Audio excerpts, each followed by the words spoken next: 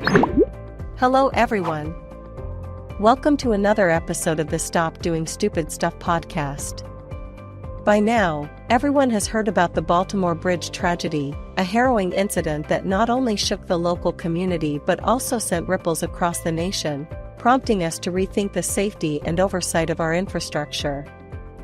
Our hosts, Tim Keefe and Andreas Wieman, are going deep into the heart of this matter, exploring the cascade of errors that led to such a disaster, and more importantly, what we can learn from it to prevent future occurrences. Joining us is a special guest with unparalleled expertise in the realm of maritime safety, Captain James DeSimone. Hey everybody, welcome to another Stop Doing Stupid Stuff podcast with my co-host Tim Keefe, who has hit the record button. Tim, how would you like to tee up our guest this week? Well, yes, we have hit the record button, and as our guest has indicated, I should have a checklist on my desk to indicate that I did that. It is my great pleasure today to have probably, I think, one of my oldest friends, and friendships forged in fire, I guess, would be a great way to describe how our guest and I got to know each other. So this is Captain Jim DeSimone. Just recently retired from the City of New York, Department of Transportation, and his more recent position as the Deputy Chancellor with direct responsibility for the small thing called the Staten Island Ferry that carries 80 million people a year, most of them safely. Occasionally they drop a few, but that's okay. Staten Island doesn't really care that much. I'm joking. I mean, very, very high safety record under Captain DeSimone. And prior to that, he was, I think, Jim, we can go into it, but you were at SUNY Maritime in a variety of positions. I know you were the ship's master for a while, superintendent, I believe, at one point. And then prior to that, Jim and I sailed together on commercial ships. In fact, we worked together on the American Spirit, which was an interesting and fascinating go-round. But Jim and I got the chance to learn to know each other. But the purpose of Jim being here today is in line with our conversations around Stop Doing Stupid Stuff. We have a horrible tragedy that occurred in Baltimore Harbor just a week ago now. And we wanted to talk about that a little bit from the standpoint of how that's kind of an example of links of stupid stuff that come together and we're not paying attention to the details. And, these are those type of things when afterwards in the investigation, everybody's slapping themselves in the forehead, like, how did that happen? But anyway, Jim, welcome. Thanks for being here again. And I'd like to just jump in and maybe get some of your first thoughts as, a professional mariner about what happened in Baltimore. Just did that. To begin with, I want to make sure we're accurate here. Someone may send you something and tell you weren't entirely accurate. The Staten Island Ferry, during my time, we carried about 25 million people a year. Oh, okay, I'm sorry. Pretty significant, I mean, compared to most transit systems in the country. And in any case, the incident in Baltimore,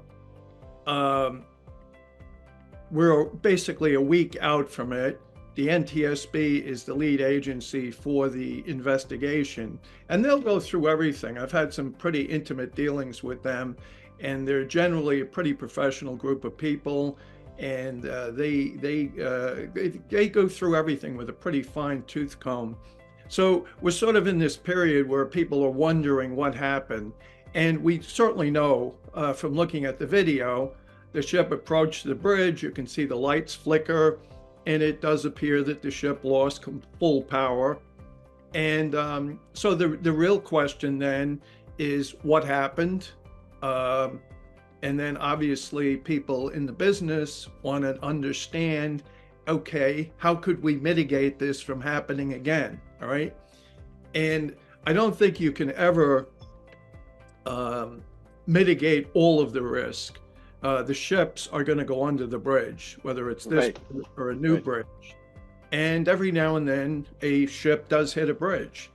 And so at the outset, you want to understand what the people were doing. What we know so far is that certainly the pilots on board the ship, the crew appeared to do everything they could do the pilots passed the word very quickly, I think, to get the bridge Yeah. traffic shut down, which I think was really remarkable.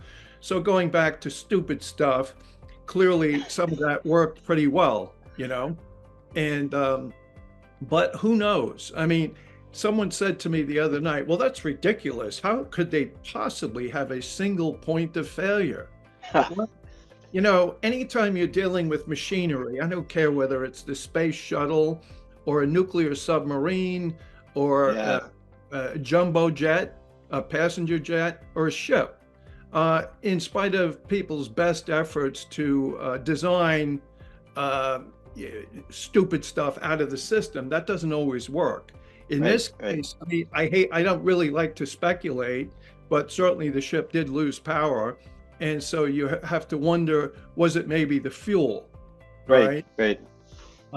Those ships had, well, if you want to ask or cut me off, I don't want to just keep Well, babbling. no. I mean, I think you're getting at what's really interesting, and you're right. We shouldn't speculate. We should talk about what we do know, right? Which is clearly a 70,000-ton ship lost power at a bad spot and hit a bridge. And everybody, of course, goes, well, why did the whole freaking bridge fall down? And I go, well, that's engineering, right? Engineering is really good when everything's in balance, but when it's out of balance, stuff doesn't work so well. But the other thing I think is kind of fascinating, and I guess it goes back to when you and I first met. We were sailing in and out of Valdez Narrows on ships even bigger, quite a bit bigger than the Dolly.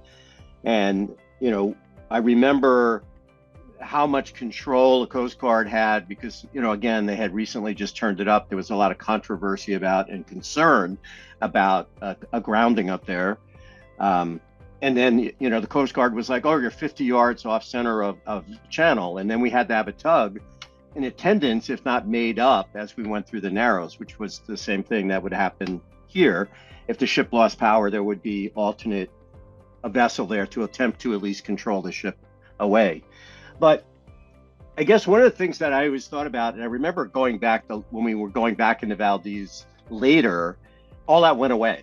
How quickly it went away, right? Like it went from, all of this very close power stuff to, hey, tell us when you get here. And well, a few months later, the Exxon Valdez is in the headlines. And even though it wasn't directly related to the channel, it was pretty directly related. I mean, you and I used to talk about the challenge up there was finding a place shallow enough to anchor, let alone run aground. And here was this one rock, and they drove right over it because a variety of things. People didn't get enough sleep. The investigation has been well documented. Anyway, I guess part of me goes, we have this problem sometimes when things are new, we're really on top of it. But then familiarity breeds contempt, I think, with this stuff. And people get sloppy because, it's never happened. It's like, so I think about this situation, again, don't know all the details, but there was an indication that they did have a tug in attendance for undocking. And whether or not that tug was supposed to continue on with the ship, that's up to the pilot, right? Usually to let the tug go. So again, speculating. But, we get back into this, and I think this is why Andreas and I get into why we wrote the book, was really companies, or just like people, we get complacent and we develop habits. And habits sometimes get in the way of being smart, right? Because then it's like, well, we've never done that before, or it's been 5 years since that happened, or they backed off on it, so we don't need to do it anymore. So anyway, I mean, just that my kind of random thinking on it. Well, no, I think you're spot on, because if you think about it, we're creatures of habit, and we tend to form almost unconscious, autonomy into the system of rules that we're in. Like me, I always talk about driving, Tim. So, Captain, I won't go into my whole how I analyze everything when I'm driving on traffic jams and police dispatch and the taxes that go into that. I won't do that. But if you think about, where both of your expertise lies here in the experience, we've had about in the past, 50 years, there's been about, I think, 35 bridge collapses from being hit by maritime, by boats, right, transport. And so what I would do from an analytical standpoint, I would go in and I would look at, all right, so again, time of day, usually it's overnight, but that's also where the traffic pattern of barges comes into, freighters come into ports, right? But like Tim said, I think there's an observable pattern where people tend to not have as much functioning and cognitive ability during that time frame because they're used to working day hours or something like that, right? So if we were to go or back they went to and King's Point. I was going to get it out there before Captain DeSimone got it out there. Underperforming officers, anyway. Hey, Captain, I'm trying to give you some softballs too, so you can bring up some dirt on Tim whenever you feel free to. But if we look at like what Tim said, looking at just a habit formation and when variation is introduced, we're all humans. It doesn't matter about the industry. It doesn't matter. All of that is kind of irrelevant, to be honest with you. When you have a set system of rules and guardrails that you have to follow to make sure that the function of the process is followed, when you're depending on humans, even if it's mixed with technology, and obviously the technology has improved in the maritime industry as well, just like a lot of other industries, but you still have a reliance on, what is this augmenting and what is my human input and logic that I have to apply to ensure that I'm still following the rules, that I'm still following the process. And so with the minimal amount of variation that's introduced, especially something major like this, when if there is a major power outage and you can't steer because the rudder is electronic or it's not controlled, or with a variety of issues, again, that we don't necessarily know everything that went on here. But what do you do in the moment there? One, your anxiety starts to kick in because you know what you're responsible for, all of this cargo, all of the lives, and here's this huge bridge in front of us. Now, how do you react? And I think it was, you hit it, Captain. It was really good for them to be able to call in an alert so they could stop traffic on the bridge, because then I think just the construction workers that were, filling in the potholes on the bridge, Tim, kind of going back to your point of the, that's a whole nother topic for another show on American infrastructure. But at least they minimized that. So that was really good thinking on their part. But then you've got a million other things that you're kind of responsible for. And so to your point, Tim, when that variation or the anomaly is introduced to the situation, you've got to quickly, cognitively think about what are you going to do to try to mitigate the risk that's going to happen. And I think there's a lot of industries that kind of face that. But I mean, I would love to get, Captain, your thoughts, and Tim, even your thoughts. I can't believe I'm even saying this because I usually don't. Well, I'd love, with your experience, like what you guys think from the technology that's being introduced or could be introduced. How can we help prevent or even help minimize some of the things that we saw within this accident? Yeah, I think first off, you're correct. There's been a number of, they're called elisions. When a vessel hits a standing object, it's an elision. When it hits another vessel, it's called a collision. So there have been a number of these. I'm not so sure. I'd have to actually look up and see what time of the day they were. For example, one that's sort of very closely aligned to this would be the incident that happened in Tampa, Florida with the Sunshine Skyway Bridge. That was a ship that was coming in early in the morning, and the weather caused, or certainly was a proximate factor in it, although as you walk through the investigation, there were a lot of mistakes made. Just for example, the ship probably should have stopped or turned around and gone out and anchored, that just being one thing. But so it's an interesting point you make. I would have to go back and look. And there's no question, they've done tremendous studies on, like in particular, people working overnight. They've done studies on ships. They've done studies in the manufacturing sector where, the graveyard shift and that sort of thing. And I know in the maritime industry, they've actually tried to change the watch schedule a little bit. And that's met with a certain amount of success, but it certainly was not universally adopted. But typically, it has been my experience that in most of these incidents, the people on the bridge, typically, you wait for these moments. I'm not saying you wait for them in joyful anticipation. Right. You're very happy if nothing ever happens. And so But you do try and train. For example, on the Staten Island Ferry, we did a tremendous amount of training for just this particular incident, loss of power. The Staten Island Ferry is to make 40,000 trips a year. And so you're going in and out of the terminal every half an hour. And there are no mooring lines, there are no tugboats. The vessel is 100% reliant on power going in and out. And in spite of everything we want to do, in spite of all of the maintenance and the best engineers in the world, machinery does not work 100% of the time. So you have to train. And in the Staten Island Ferry case, the biggest vulnerability is what we call a hard landing. And that means you start into the terminal and you lose all power. So what do? You're going to have to hit the terminal. And it's designed to actually, believe it or not, the lower level is what they call a bridge. And it's shaped to the radius of the bow on the ferry. And it's designed, you can drive a hook and ladder fire truck across it. I think they're 70 tons. And they are held up by, winches and whatnot, or large cables that hold the thing up, move it up and down. And on the other end, it sits in a saddle.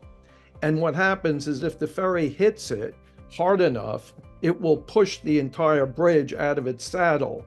But in the process, it acts like a crumple zone. So it slows the ferry down.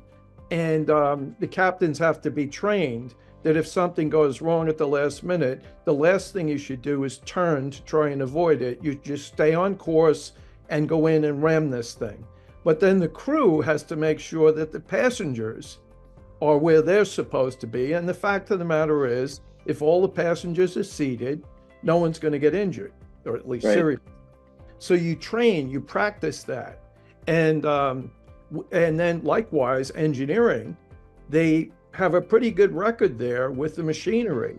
So what happens is, unless you train an awful lot, you become very complacent. The machinery works all the time. All of a sudden something goes wrong and people are saying, oh my God, what do we have to do? So that's all of that gets factored into the training. And so I think in this particular case, by all accounts, the team up on the bridge was very calm and addressed it in a manner in which you would expect them to. But the thing is, back to your point about these elisions with infrastructure. I mean, I am of the personal opinion, and Tim intimated this earlier, that up in Alaska, when the oil was, given the go-ahead and Congress blessed it and everything else, there were a whole bunch of safety precautions that were put in place to make everyone feel good. And one of those was escort tugs. And because the fear was that one of these ships fully loaded was going to run into a mountain or something. And as Tim pointed out, the Exxon Valdez did find that one, as someone once said, the only place you can run aground here is on Bly Reef. Well, they did. And but in any case, they had escort tugs up there, very powerful tugs. And I do think, and this has been discussed, I was senior vice president with a tugboat company for a number of years. And I can tell you that I've been to city council meetings in various locations across the country preaching that it might be a good idea if you took tugboats for this particular passage. Well, of course, everyone's viewing that, well, you're from the tug company. Of course, you want tugboats all the time, all right? Right, yeah. But I do think that if you, a large ship, is going to transit under critical infrastructure, be it a highway or a railroad crossing or the like, that maybe they do need to consider escort tugs. It's not possible to build a bridge that's going to withstand, for example, in New York right now, the ships routinely coming and going from there are double the size of the Dolly, all right? Right. And those ships, when they approached, familiar with New York Harbor, the first piece of infrastructure coming in there is the Verrazano Bridge. And so the current arrangement in New York, and I'm not exactly sure what size has to do this, but these large container ships will make up 4 tractor tugs, and the docking master will get on the ship before it goes under the Verrazano Bridge. And then those tugs stay with the ship until it's docked in Port Elizabeth. And I do think that in the near term, that is something that the industry is going to have to consider, whether it's through the Harbor Operations Committee. Each port has a Harbor Operations Committee that the Coast Guard is sort of the sponsor for, and all the various stakeholders in the port meet and discuss various things. And I think that, like in this case, you not only have loss of life, you also have a tremendous economic impact. The port is shut down.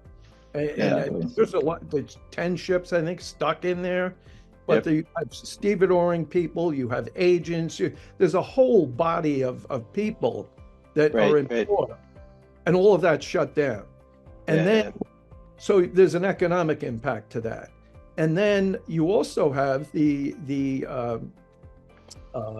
clearing of the debris and reconstruction. And this naturally falls on the taxpayer. Right, correct. Pick up the bill. Now people are saying, whoa, what about the insurance? Why is the president? Well, first off, there is plenty of insurance. Make no mistake about that. But the problem is it's going to be litigated for years. And if one were to wait around for the typical timeline on a claim like this, it would be probably 5-7 years before you're anywhere near getting reimbursement from the insurance companies. And then there's one other little factor that comes into play. Under maritime law, there is a provision, it's called a limitation of liability. A ship owner has the right to, in the case of an accident like this, to limit his or her liability to the value of the vessel. Okay, so in this case, the ship might be worth $50 million.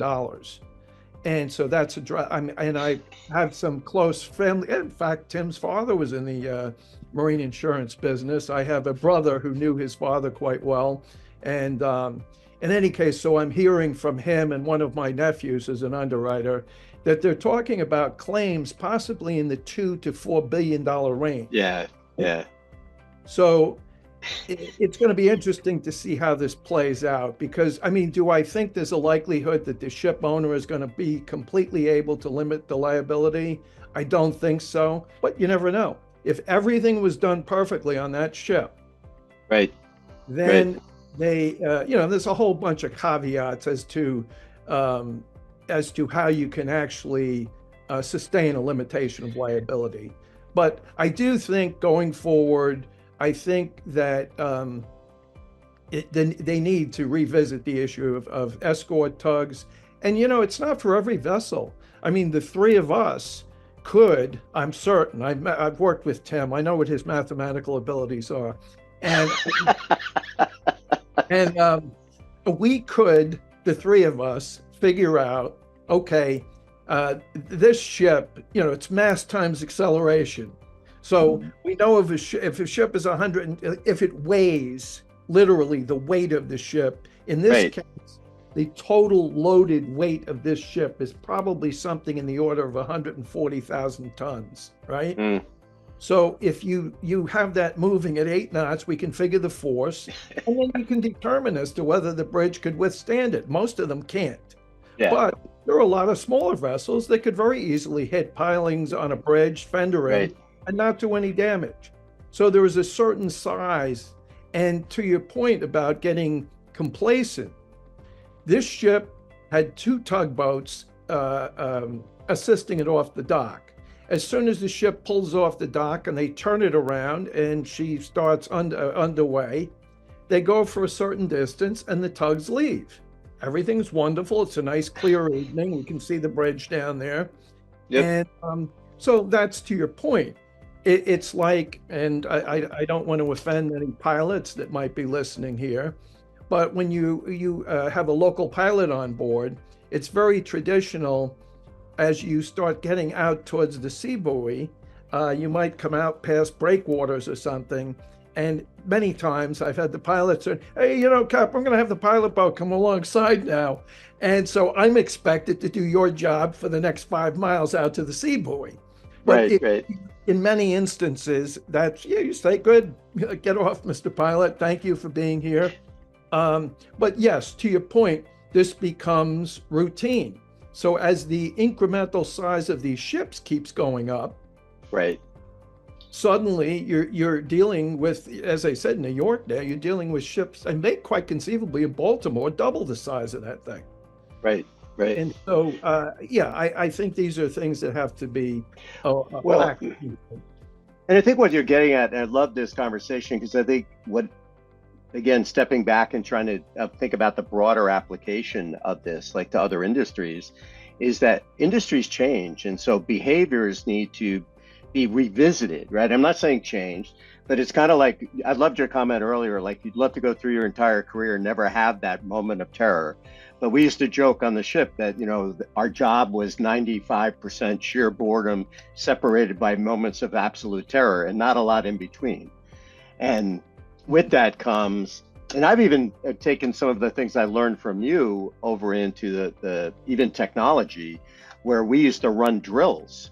And people thought I was nuts. Like I was in the phone company for a while. They were like, what are you doing? Why would you make these things? And I remember when we had the big earthquake here in California, because we had drilled with bringing a generator into this particular hospital, we knew exactly what to do. It was pretty funny. So instead of it being like learning on the fly, it was like, oh yeah, you know exactly where the cable's got to go, where the generator's got to sit. Now, I'm not saying it was perfect or anything else, but we weren't in that like, holy shit, now what kind of moment. And that comes with, I think, if you extend this back almost into any business, which is, what are you doing? And this is what Andreas and I talk about all the time. It's like being able to walk up to somebody in a business and go, how does what you're doing impact our profit and loss? Are you driving, growth like sales? Are you driving service, customer retention? Are you driving cost management? Now, there are other jobs like, security and other things, compliance, that are critical. But then you have all these groups sometimes in companies that you go, there was a good reason why they were established, and then they get big and they kind of become their own thing. And then you realize after a while that, why are they there again? And it's that question. And so we're kind of like trying to go, and I think this is why I think this is such a good example, and your experience with the ferry as well, is that you've got to pay attention to the details all the time. You can't assume anything, because I know how you ran the ferry, and we didn't do it at the introduction, but Jim was brought in after a tragic accident on the ferry that was really due to decades of losing sight of what they were doing. I think complacency would be a minor way to describe where the ferry was when you took it over. I think 12 people died in that accident, as I remember. Yeah, there were 11 fatalities and 11. seven serious injuries. Let me just, you bring up an interesting point here, though, that I was going to mention earlier, is that if I say we should consider escort tugs, the reaction immediately is going to be, that's going to cost money. And number two, come on, what's the likelihood of this happening? Let's just, Tim is talking now, something I think we've all gotten involved in, regardless of whether you're handling money or operating machinery or whatever you're doing, is a risk assessment. And there's basically, it transcends everything from surgery to getting an airliner underway. And it is a universal skill as far as I'm concerned. So we could say definitively, the likelihood of having an accident like this, the risk is next to nil, okay? But the consequences are so significant that even that one accident, and that was actually in some, there was a judge's decision in the incident with the Staten Island Ferry in 2003, where he did exactly this, that the record of history with the Staten Island Ferry, which is now, I think it was 98 years old at the time or something like that. And so the history, the record of operation is there. And I don't care, once again, go into a hospital. They all have data. When was the last time a person died on the operating table for blah, blah, blah? Or it's never happened, or it's happened once in the last 45 years, okay? Well, when it happens, the person dies, all right? So, and then everything else cascades from there. So Right. in this particular case, look at the aftermath. There's been fatalities. The whole port is shut down. There's economic impact. There's lots of people involved. So it's a catastrophic incident. So that would be my answer. And I know that's exactly what's going to happen if someone says, well, we should have escort tugs. Well, that's too expensive. And what is the likelihood? What is the probability this will happen again? Well, but I Well, think it's a really good point. And honestly, and this is how I look at everything. I look at risk modeling and prioritization matrix, and then I figure out, to make that up, what are the odds? I'm a very statistically minded and outcomes driven probability type of person. So to your point, and not to mention I think there's a couple thousand port workers that are sitting idle now, right? So we got to think about them too. So to your point, Captain, all of these things are all of the data. I'm going to say this a bit generically. All of the data is out there. When is the last time it was actually analyzed to look at this? Because if someone comes to me and says, well, yeah, tugs are going to be expensive, I say, well, how expensive is it? What is it compared to, all of the people that are out of work, the fatalities we have, the families of those unfortunate folks that died? There's a way to quantify all of it. But you know what? And this kind of goes back to Stop Doing Stupid Shit, why we wrote the book. No one actually goes out there and does that full analysis and present it back in an objectively measured way that says, well, yes, this is an investment to ensure the prevention of this. And what you just said too, earlier in the call, you provided a great basis for solution for us to go analyze and saying, well, here's what we need to do. We need to look at, your analysis on how I'm probably going to mess up the terminology here, so please keep me honest for our audience. If they lose power in the ferry system in New York and they have to unfortunately collide, there's been elision, or is it collision on that one? I'm trying to collision. Whenever that was a new word for me too, so it's okay. Yeah. I always get educated by my former boss here. He's I can't remember the very first time we met, but I'll save that for the end of the call because it was a good conversation.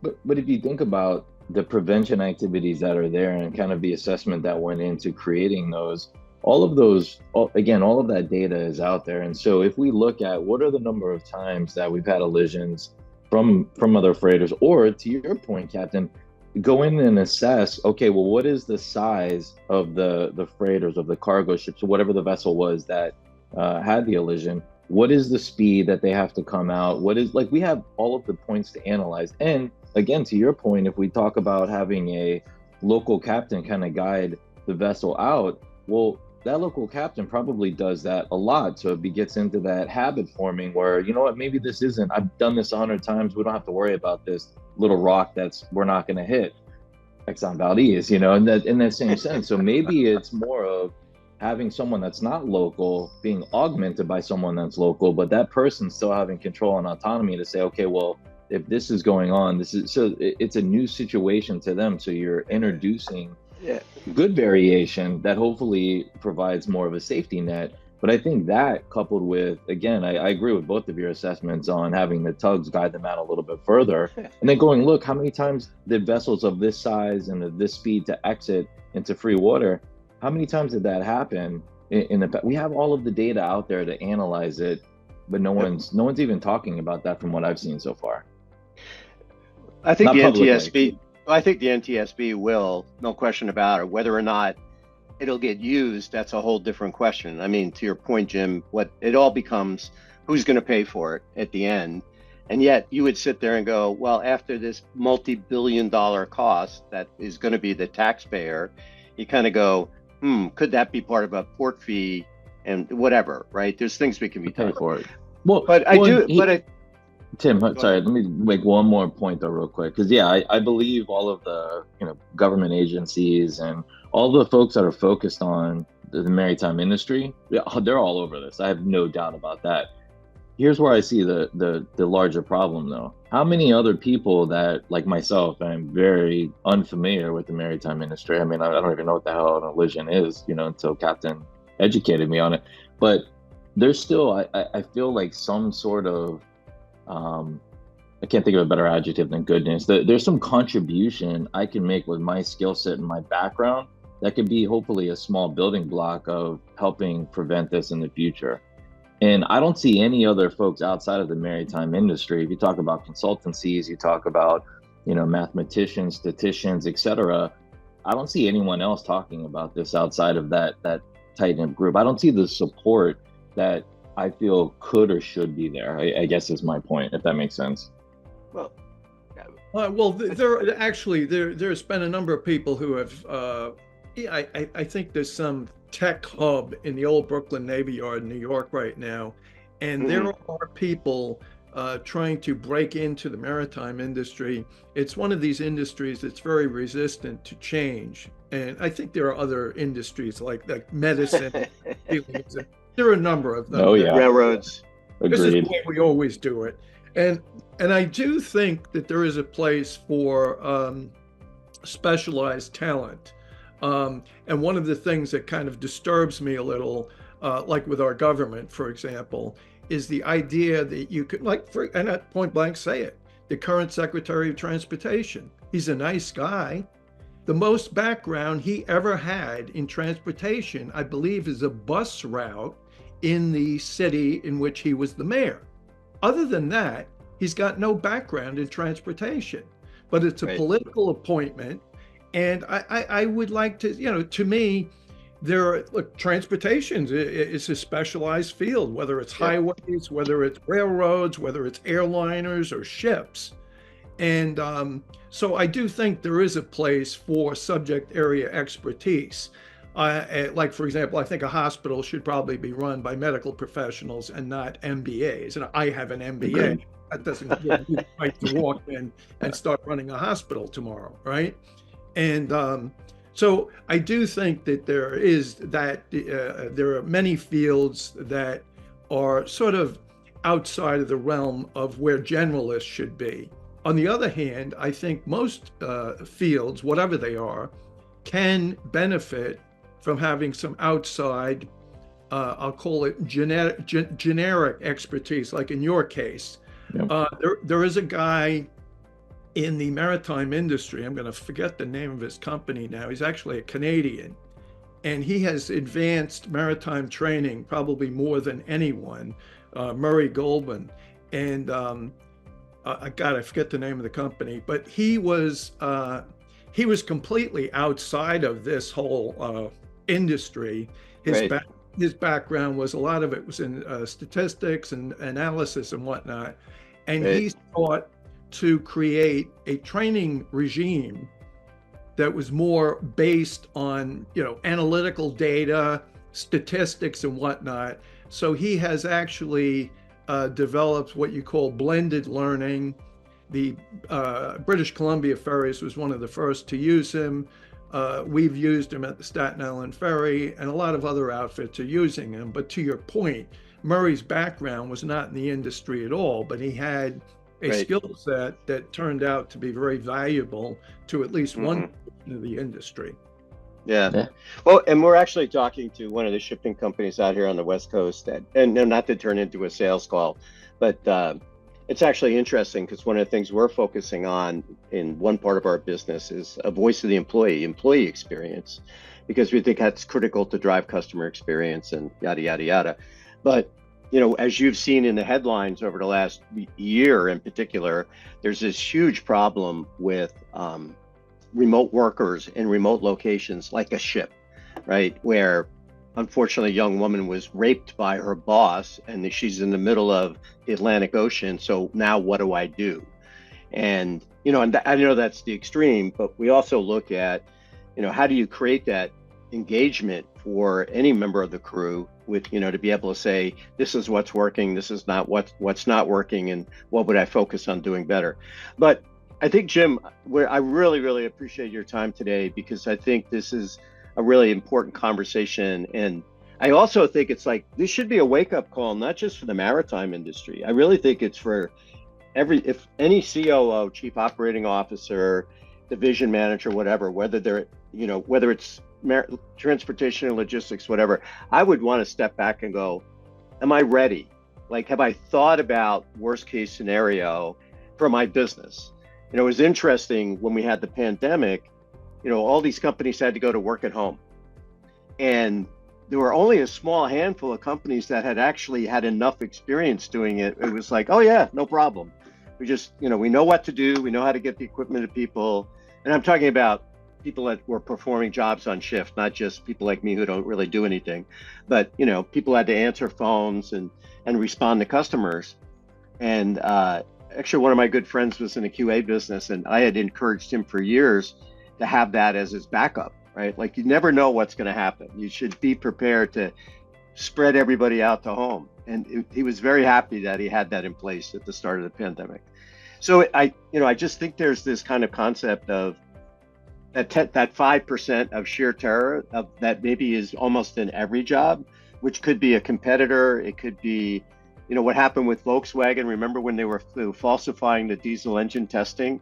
Like, that was a bad day. I would say that was probably a pretty bad day for somebody.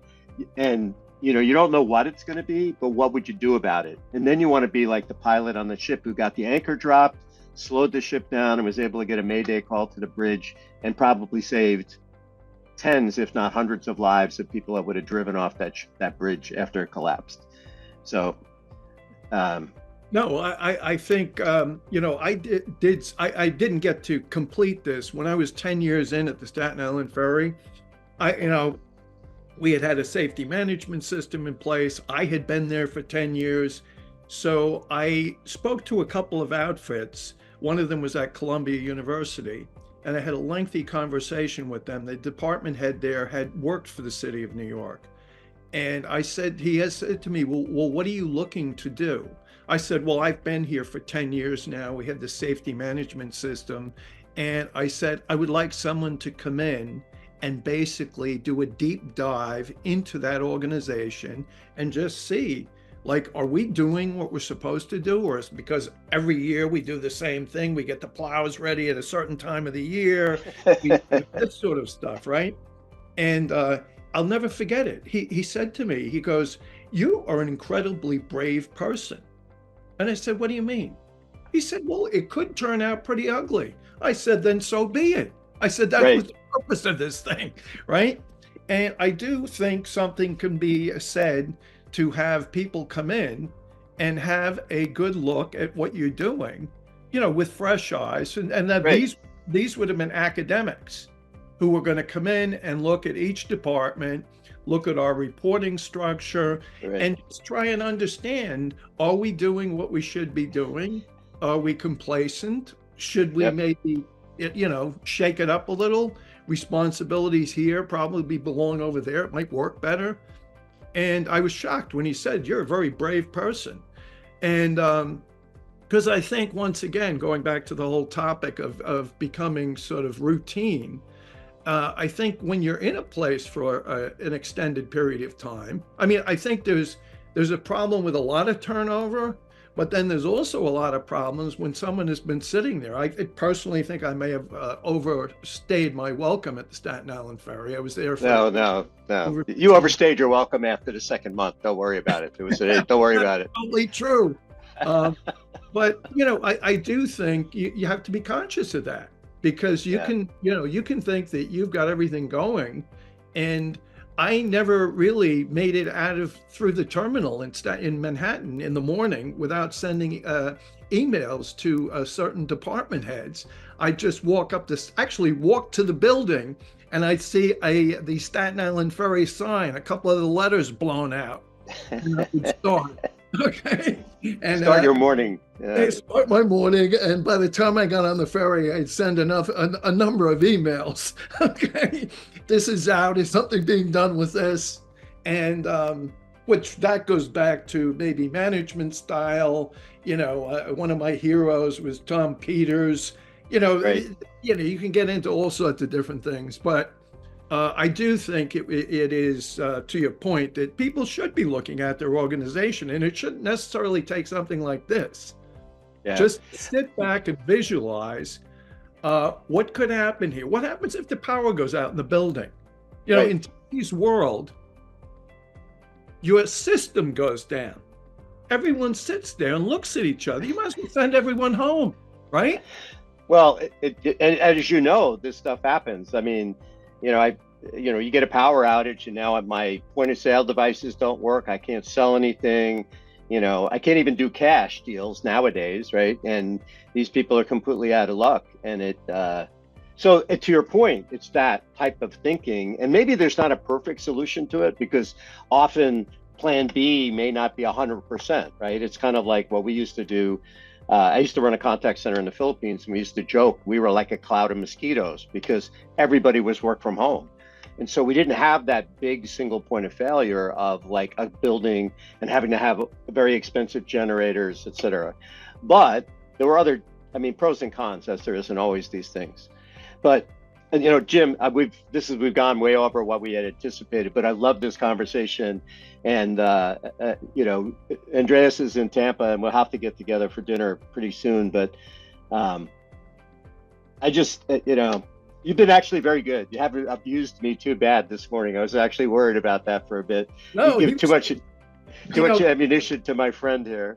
No, the commonality here, Tim always, he was like the ever-ready battery. People, I get accused of being type A, which maybe that's coming across, and I'm retired.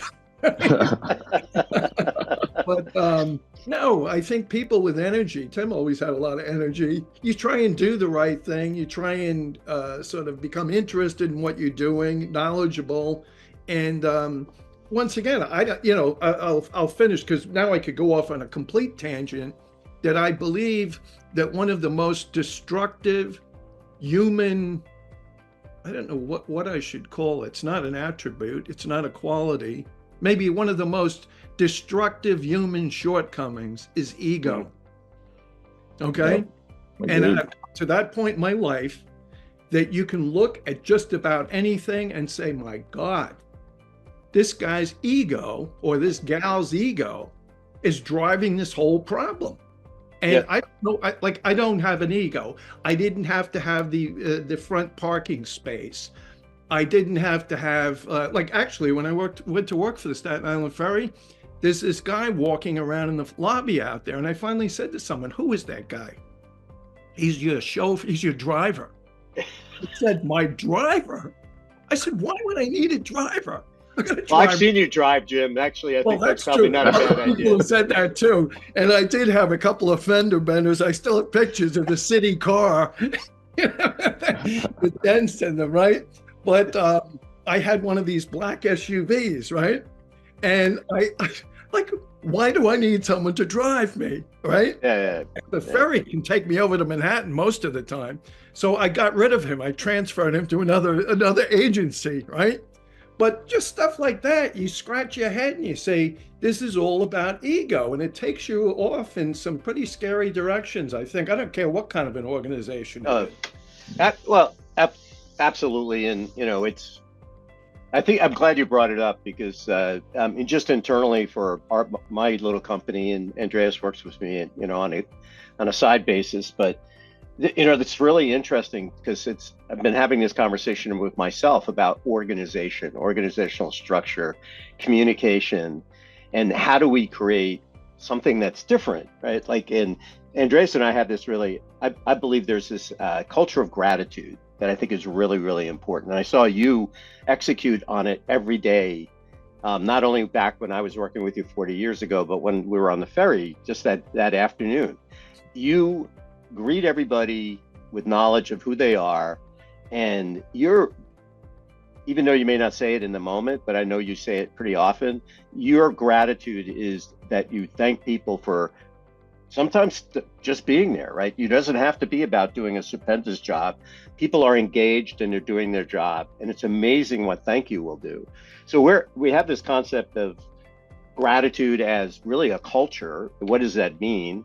And then the other thing I'm trying to do is go I really don't want a lot of titles, because I think titles get in the way of people owning things. And so it's kind of this hybrid thing of saying, okay, and we have some amazing people, and Andreas will tell you about, but I have this one woman who's on, we're doing some stuff with an automotive company, and we're documenting new processes. Like there's a lot of companies with the consulting that would take a week, we'd have to put it together in special format. She's doing it on a call. And I mean, it's getting done and published and reviewed by the client within the 30-minute call. And then she does, okay, now that we've got the first one done, she does 16 overnight and publishes them the next day. And you're like, but it's because she has energy, she has excitement about what she's doing, and she has ownership. And we thank her for it. And almost maybe too much, but you know what? I don't think there's such a thing as too much gratitude. Yeah. There's not enough in the world right now. So, but you take that and you start applying that to what we were talking about earlier, which is, okay, going to those people who are in the nuts and bolts and saying, what do you worry about that could go wrong? Not just the big things that, us big shots think about, but what are you worried about? What's going on? Is it, hey, that line that I'm handling, I've noticed is getting more and more worn. We're not replacing our lines often enough, so we could have a snapped spring line or something, which, not a good thing. Or any number of some of the accidents you and I, or near accidents you and I saw on the American Spirit. Remember that time were you with us in Rotterdam when we were discharging and the Irish guy was there after the big explosion in Ireland? Yep. Yeah, that was. Anyway, I don't know that we don't want to document that or record it in any way, but it was. You don't want it was to say anything incriminating? It was a high stress situation, and my boss at the time didn't throw me over the side, so I greatly appreciate that. And again, Jim, thank you so much for spending the time with us today. I'd love to, if you're open to it, and I think you are, would love to do some more with you. But I love this brainstorming because, again, Jim, you have so much industry-specific knowledge, but you also have the ability, I think, to help us apply some of that outside of the industry. And also, I think there's an opportunity maybe for us to help with some of our things within the industry that's struggling to change. I mean, just think about as the ships get bigger, the crews get smaller. I mean, there's no point in fighting a fire on one of these ships. You just get off and let the ship burn. I mean, forget it. Or you hit some kind of a suppression system and make sure the personnel are out, and that's it. You're not going to fight. No. And they had a fire on the Staten Island ferry it's after I left it. Brand new ferry. It was in service for 6 months. Wow. And had a fire in the engine room. And they were able to finally hit the suppression system. And thankfully, it didn't get out of the engine room. And there were a lot of passengers on board. And long story short, there was $15 million worth of damage to a 6-month-old vessel. It's still out of service. And so, you look at something like that. And once again, that's another one of these things where you say, geez, to what extent? I mean, the priority needs to be the passengers in that application, but on a cargo ship, container ship, or a tanker, you really, especially with the limited size of the crew.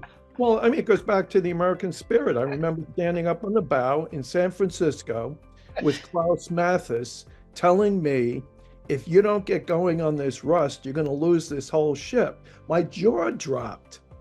And I said to him, with all due respect, this is not a T2. We're not doing any maintenance like that on here.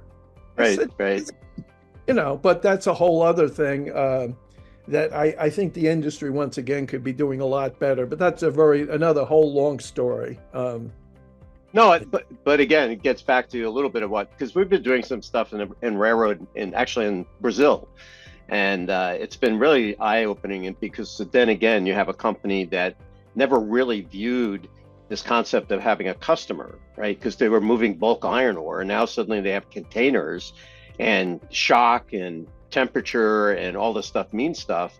And then they have claims. Like iron ore, you don't have a lot of claims on. It doesn't bruise, it doesn't get shocked. And so it's very interesting, in that concept of, taking care of the people, taking care of the customer drives profitability, which is kind of our marketing math around this. Anyway, I think this was a great conversation. So, Yeah. All right. Well, listen, great Absolutely seeing agree. you. Nice meeting you, Andreas. And maybe we can get together. I look forward to that at some point. It would be a Absolutely. lot of fun. All right. And With that, Andreas, you want to close us out? You didn't. I Yeah. know you feel bad because this was mostly Jimmy and I. No, it was good conversation, and unlike just listening to you, I actually learned a lot. Listening to Captain. So Yeah, say you uh, learned from Captain DeSimone. You didn't learn squat from me. yeah, Never. there you go. There you go. I just turn the audio off when I see your mouth moving, and I turn it back on when it stops. That explains That explains the team meetings. Everybody's turning me off. I get it. All right, thanks everybody. okay, Thanks everybody. take care. All right, everybody. Thanks again for tuning into the Stop Doing Stupid Stuff podcast with Tim Keefe and our special guest, Captain DeSimone. And remember, you can always pick up Stop Doing Stupid Stuff book on Amazon.com. Remember, in the maritime industry, it's not just about sailing smooth waters, but about navigating the risks wisely. Stay safe, stay informed, and always think before you ship. Until next time, fair winds and following seas.